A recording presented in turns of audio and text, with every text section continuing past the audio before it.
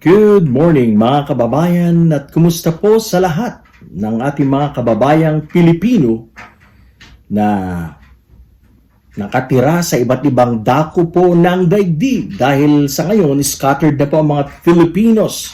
Wherever you go, nandyan na ang mga Pilipinos. Marami pong salamat sa mga dumadaan, sa mga nanonood sa ating video mga kababayan. Tuloy-tuloy lang po tayo sa pagbibigay ng mga komento at mga reaksyon tungkol po sa mga kaganapan sa ating pong bayan.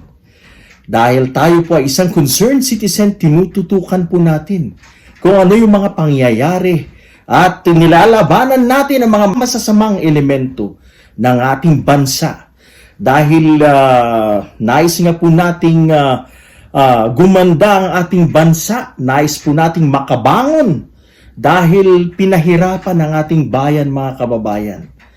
Kaya now is the time para po i-redeem, para po bumangon, ibangon po natin ang ating bayan na ginahasa ng nakaraang administrasyon. Ang ating pong pag-uusapan ngayon, ito pong nakakatawang galit na mga Duterte, dahil nga po sa pagbisita o pagdalaw ng mga miyembro ng Philippine Embassy doon po sa The Hague.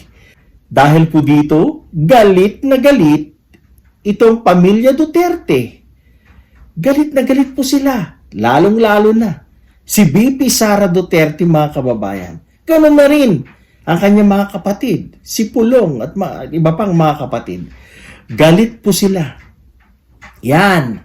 Bago po tayo magpatuloy, shout out sa inyong lahat na mga manunood or viewers. Maraming pong salamat at special mention kay Richard Soriano, shout out sa iyo. Ganun na rin sa kanyang brother, si Rex Soriano, sila po yung mga tagagupit ko po dito. Dahil magaling po silang manggupit, malinis, gustong-gusto ko po.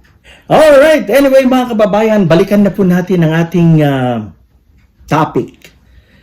Ito ang infuriation o pagkakagalit ng Duterte family.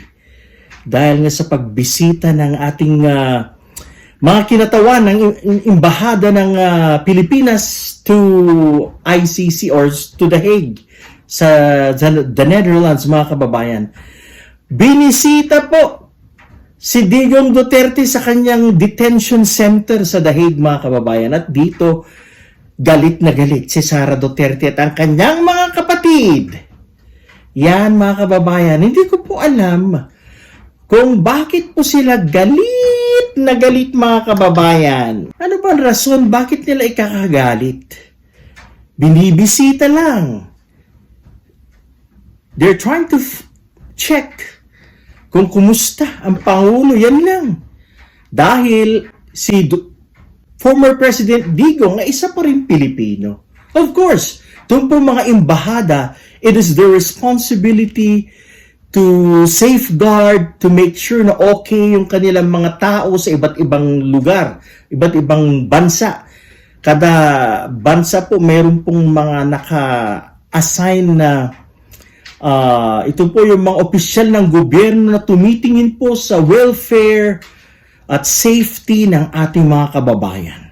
Galit na galit po itong si Sara Duterte, pati na rin si Pulong.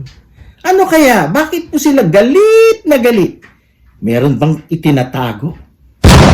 Yan mga kababayan. Meron ba sila itinatago? Bakit sila galit? Ito nga, by the way mga kababayan, meron pong pahayag si Kaufman, yung pong kanila abogado. At ang sabi niya, welfare visit mean to get intel on Duterte's health. Yan. Sabi ni Kaufman, ang pagbisita daw ng miyembro ng Embahada ng Pilipinas sa the Netherlands, ito daw ay para makakuha ng chika or marites tungkol sa kalagayan or sa kalusugan ni dating Pangulong Digong Duterte. Yan po ang sinasabi ni Kaufman. Well, may tinatago ba sila? Bakit ayaw nila ipakita Sabi ni Sara Duterte, wala daw pong pahintulot ang kanyang pamilya. Yan po ang kanilang pinagsasabi. Mga kababayan, hindi naman po masama na bisitahin sila para, of course, malaman naman ng ating gobyerno kung kumusta na ang dating Pangulo sa The Hague, sa detention center. At ang isa pang kinagagalit nitong si BP Sara Duterte, mga kababayan, ay nakarating daw ang they forwarded the result or whatever their outcome of inspection or result ng pagbisita, they forwarded it to the office of the president. Kaya dito po nagagalit si Sara Duterte, mga kababayan. Mga kababayan, tanong, bakit po sila nagagalit? May itinatago ba? Iyan ang malaking tanong. Meron bang itinatago? Niluloko ba nila ang mga Pilipino? Yan. Alam nyo, mga kababayan, lately nga ang pinagsasabi nila ay butot balat na. Yan po ang pinagsasabi nila. Butot balat na. Payat na. So, ibig sabihin, hindi ko alam kung ayaw po nilang makita ng ating mga opisyales sa the Netherlands kung ano ba talaga, kung totoo nga bang butot balat na ang dating Pangulo or baka healthy naman, mga kababayan.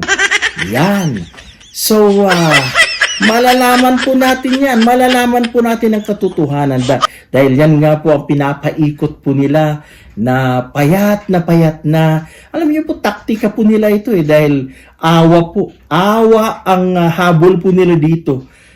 Naghahanap po sila ng mga ways para kaawaan ang dating Pangulo. Yan. Awa na may sakit daw na he's unfit to stand sa trial. Yung mga ganyang palusot, ibig kong sabihin. Ganon po. Nagpapalusot na po sila. Kaya, I think, para po sa akin, ito po ang dahilan kung bakit galit na galit itong pamilyang Duterte dahil baka po sila ay nagsisinungaling at hindi po nila sinasabi ang katotohanan sa publiko, sa mga Pilipino. Yan kasi pinapalabas nila. Butot balat, malapit ng madedo, yun po yung mga pinapalabas nila. At gaya po ng nasabi natin na sila'y nagdadrama. Yan po ang tingin natin dyan para sila'y kaawaan at para i-release ang dating Pangulo. Yan, taktika po yan. Taktika, mga kababayan. At ang sabi nga naman ni Kaufman, intelligence. Ang pagbisita, ang welfare check sa dating Pangulo ay para makakalap sila ng marites, para makakalap ang gobyernong Marcos ng impormasyon, malaman nila ang kanyang totoong kalagayan sa kanyang pangkalusugan. Yan. So, mga kababayan, wala pong problema sa pagbisita. Maaaring meron nga lang po silang tinatago. Kaya bakit ayaw po nila or galit na galit po sila? Dahil mapapahiya po sila sapagkat sila mismo ang nagsasabing payat na. Anyway, mga kababayan, malalaman din po natin ang katotohanan, lalo na po bumisita nga ang mga miyembro ng embahada